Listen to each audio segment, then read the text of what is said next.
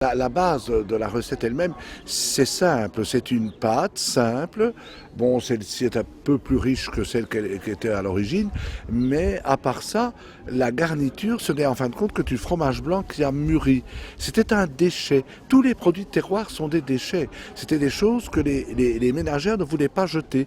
Donc c'est le fromage blanc, ce qu'on appelle nous de la maquée, ici dans la région de Nivelles. C'est le fromage blanc qui a mûri au bout d'une semaine et que l'on mettait lors de la cuisson du pain dans toutes les maisons, dans des fournis comme celui qui est derrière moi. Eh bien, on mettait sur le reste de la pâte, on mettait de ce reste de fromage. Initialement, on laissait mûrir le fromage.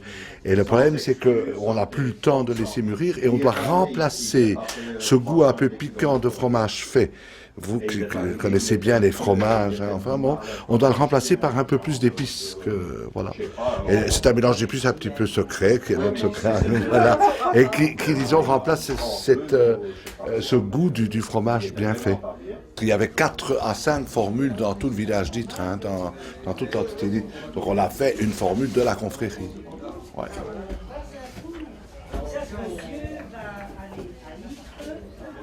C'est du fromage, donc fromage qui est donc dit maqué, mûri ici. Je vais pas tout. Oh, tant pis, je mets tout. Hein. C'est bon.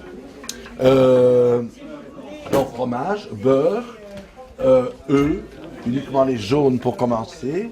Ici, ce que vous avez vu j'ai ajouté, c'est un peu pour améliorer la valeur de la tarte. Voilà. Et ça, c'est un plus que la confrérie ajoute dedans. C'est un peu de crème fraîche. Et alors, en dernier lieu, j'ajouterai des blancs d'œufs bâtonnets. Je ne mets pas trop, ou sinon ça va faire souffler. Voilà, ça c'est de la macaillance. Excellent. Ça va? Oui. Il n'y a pas encore les blancs d'œufs, hein. Goûte un peu toi. C'est pas trop. Non, non. Moi, non, c'est... Ben, je l'ai fait un peu plus que d'habitude. Hein. Oui. Ça va pour toi? Moi, je trouve qu'elle est bien. Bon, alors j'arrête et je fais les blancs d'œufs. Les blancs d'œufs, on les ajoute en dernière minute pour prendre la macaroni parce que c'est pas Weight Watchers. Hein. C'est pas une formule Weight Watchers. Oubliez. Mais ça, il faut oublier. Notre pâte, mise au point par notre grand-mère du fourni, est une pâte un peu biscuitée. Elle est vraiment excellente. Beaucoup de beurre et tout. Et elle se marie vraiment parfaitement avec la macaroni.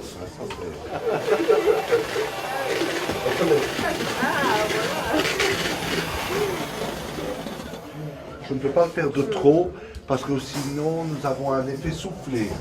C'est-à-dire que ça fait un soufflé au fromage. Et là c'est un problème. Hein. Oui. Hop, ça sera bien comme ça.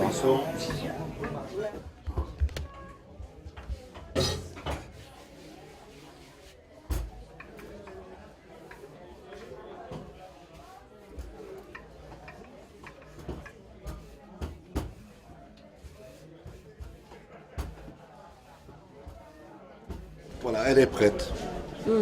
Elle est prête. Voilà la macaillance. Combien Fais tremper. Combien de temps pour la préparer?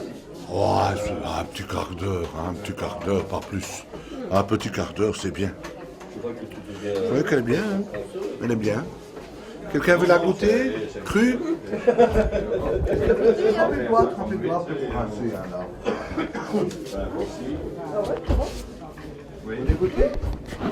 Monsieur Prévost. C'est bon comme ça? Monsieur et monsieur Benoît, voilà, maintenant tout est prêt.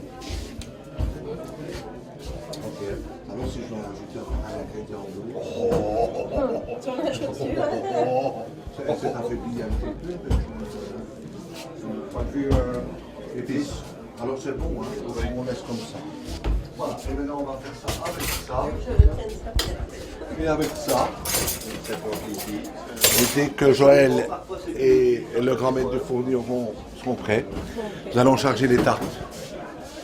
Ben, j'ai piqué la tarte, puis on l'a piqué et puis on vient de foncer la platine. Maintenant, on est occupé à rouler. Hein, et puis après, on va la placer la pâte dans la platine et ça s'appelle foncer la platine. Un piqueux, j'arrive. Ah oui. Il y a notre prévost qui est là. Si. C'est la dernière platine. Oui, je t'en passe. Je te remercie. Voilà. Si.